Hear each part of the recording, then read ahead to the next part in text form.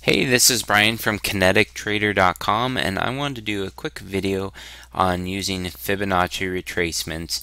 Now, if you aren't familiar with Fibonacci retracements, they're a very popular charting technical thing that a lot of traders use for various financial markets to measure where they expect the retracements are going to be as support and resistance levels for a recent trend move.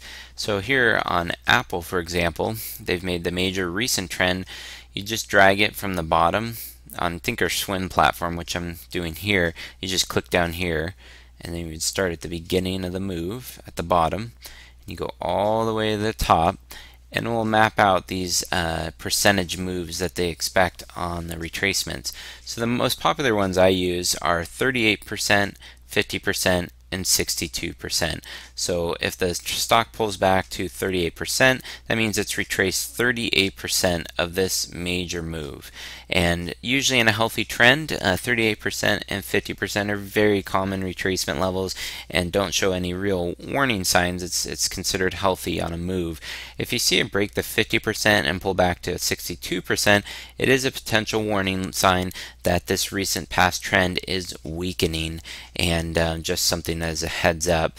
You can see on Apple, for example, I drew these a couple weeks ago, but it did happen to bounce exactly at the 62%. So we'll see how the Apple moves here in the next couple weeks, if it does hold those levels and move up.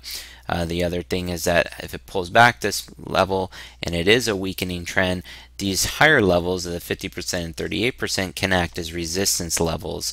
And if a stock does break the 50% and retraces the 62% and it looks weak, there is the then higher risk that the stock will pull all the way back down to the beginning of the former move. And then these levels, the 62%, 50%, and 38%, can act as resistance levels on the move back up.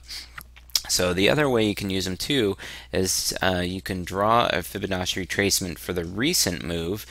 Here I drew it from the bottom of that move again to the top.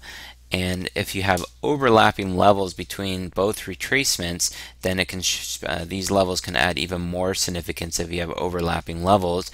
And you can draw them down to even intraday charts, 5-minute charts. That you can use Fibonacci's on any moves on any time levels, but they're really useful for major trends and just giving you an idea of where would be potentially a good entry to add to a position or get into it after a pullback level. And again, reminder, 38%, 50% are very common and healthy moves. If you see it break that, pull back to 62%, it is a warning sign that you could see a weakening, and there's maybe less of a significance that you would see it bounce here, but it did happen to occur on Apple.